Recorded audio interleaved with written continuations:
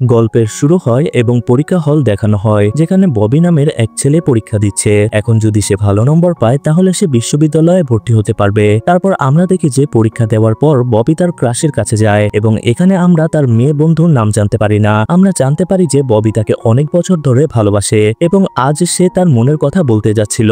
এখন ববি তাকে প্রস্তাব দেয়। সে কিছু জবাব দেওয়ার আগেই মেয়েটির বয়ফ্রেন্ড তাকে নিতে সেখানে চলে আসে। এরপরে সে ববিকে গুড বাই বলে সেখান থেকে চলে যায়। এরপরে আমরা দেখি যে ববির মেজাজ খুব খারাপ, যা ঠিক করার জন্য সে তার কিছু বন্ধুকে ডাকে এবং মেয়েদের সাথে রোমান্স করতে যায়। আমরা জানতে পারি যে এই তিনজন ছেলে এর আগে কিছুই করেনি, যার কারণে প্রস্টিটিউটের সামনে তাদের উপহাস করা হয় এবং তারা সেখান থেকে পালিয়ে যায়। পরের দিন সকালে আমরা দেখি যে ববির পরীক্ষার ফলাফল চলে এসেছে, কিন্তু তার নাম্বার অনেক কম ছিল, যার কারণে ববি এখন চিন্তিত।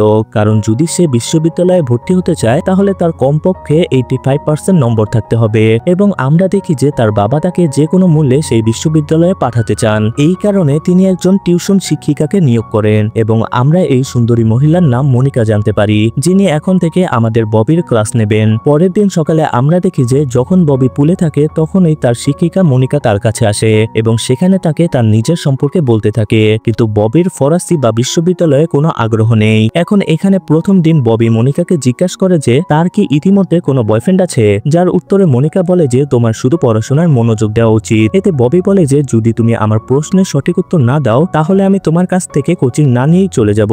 এতে মনিকা জবাব দেয় যে হ্যাঁ, আমার আগে একজন বয়ফ্রেন্ড ছিল, কিন্তু এখন আমাদের মধ্যে ঝগড়া হয়েছে। এখন ক্লাস শেষ হওয়ার পর আমরা দেখি যে ববি সন্ধ্যায় তার বন্ধুদের সাথে সুন্দরী মেয়েদের জায়গায় পৌঁছে যায়, যার পরে কিছু মেয়ে তাদের গাড়িতে বসে পড়ে।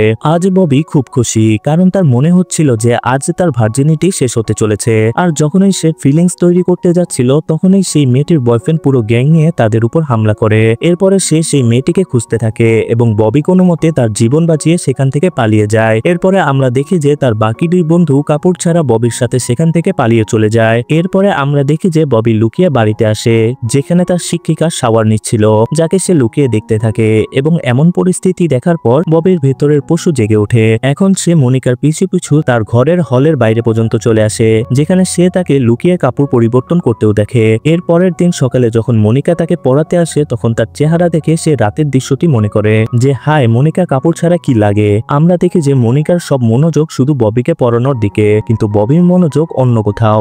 যখন ববি স্বপ্ন দেখতে থাকে সেই সময়েও সে মনিকার সাথে সম্পূর্ণ মুডে থাকে এবং সে কিছু করতে যাচ্ছিল তার আগেই মনিকা এসে তার স্বপ্নে পানি ঢেলে দেয়। এরপর আমরা দেখি যে ববি পুরোপুরি মনিকার দিওয়ানা হয়ে গেছে এবং সে সবসময় তার পিছু পিছু থাকে। এছাড়া সে তার সাথে লাঞ্চও করে, যার পরে মনিকা তাকে নিজের সাথে একটি রেস্টুরেন্টে নিয়ে যায়। এখন মনিকা সেখানে তার সাথে খাওয়া দাওয়া করছিল, কিন্তু কিছুক্ষণ পরে মনিকার বয়ফ্রেন্ডও সেখানে চলে আসে। এখানে তার বয়ফ্রেন্ড মনিকার সাথে কথা বলার চেষ্টা করে, কিন্তু মনিকা তার সাথে কথা বলে না। তারপর আমরা দেখি যে তার বয়ফ্রেন্ড একেবারে তার পিছনে লেগে যায় যে মনিকার সাথে যে কোনো ভাবে কথা বলতে পারে, কিন্তু মনিকা তার বয়ফ্রেন্ডকে কোনো মতো বোকা বানিয়ে ববির সাথে সেখান থেকে পালিয়ে যায়। এরপর রাত হওয়ার পর ববি আবার মনিকাকে শাওয়ার করতে দেখতে যায়, যে কারণে সে সুইমিং পুলের পিছনে গিয়ে লুকিয়ে যায়, যেখানে সে মনিকাকে শাওয়ার করতে দেখে, কিন্তু ততক্ষণে মনিকা তাকে ধরে ফেলে এবং এইসব করতে নিষেধ করে।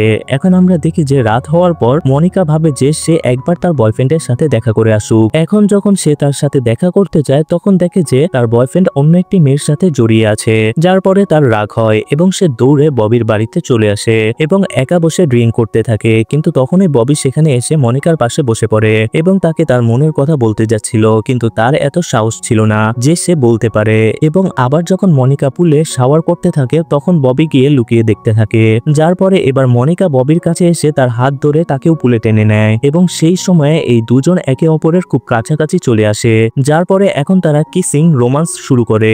যার পরে তারা দুজনে একটি ঘরে যায়, যেখানে কাপড় ছাড়া তারা দুজনে একে অপরের সাথে টাপাটাপ করে এবং এইভাবে আজ ববি তার ভার্জিনিটি নষ্ট করে এবং এইভাবে তাদের এই সম্পর্ক শুরু হয়। এখন আমরা দেখি যে ববির পরীক্ষা আসতে চলেছে, কিন্তু সে পরীক্ষার পরেও মনিকার সাথে থাকতে চায়, কিন্তু মনিকা স্বাভাবিক থাকতে চায়। এদিকে আমরা দেখি যে ববির বাবাও মনিকার সাথে গ্যাং ব্যাং করতে চায়, কিন্তু মনিকা ববির বাবাকে সতর্ক করে যে সে এই ধরনের মেয়ে নয়। এখন এক রাতে আমরা দেখি যে ববির বাবা মনিকা এবং ববিকে একে অপরের সাথে কিস করতে দেখে ফেলে। পরের দিন আমরা দেখি যে ববির ফলাফল আসে, যেখানে সে 91% পেয়েছে এবং এই সময় মনিকা এবং ববি দুজনেই খুব খুশি হয়। এখন এরপরে মনিকা ববিকে বলে যে সে শীঘ্রই ফ্রান্সে যাচ্ছে এবং এদিকে তার বাবাও তাকে বলে যে মনিকা যা করেছে তা শুধু টাকার জন্য করেছে, কারণ তারা তাকে $100 অফার দিয়েছিল। এই কথা শোনার পর ববির খুব খারাপ লাগে। এরপর সে রেগে গিয়ে মনিকাকে বাজে কথা বলে। তখন মনিকা তাকে একটি থাপ্পড় মারে, যার কারণে ববি রেগে দ্রুত গাড়ি চালাতে থাকে,